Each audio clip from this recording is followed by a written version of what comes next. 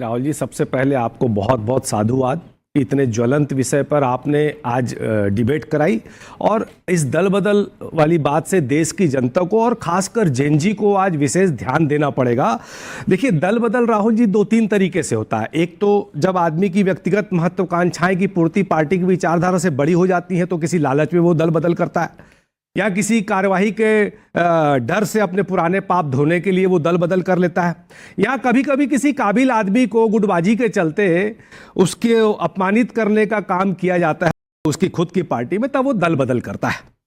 देखिए, 2014 के बाद भारत की राजनीति में एक नया ट्रेंड चला है कि विपक्ष में रहते हुए जो नेता भ्रष्ट कहलाते थे वो जैसे ही भाजपा में जाते हैं वो विकास पुरुष बन जाते हैं।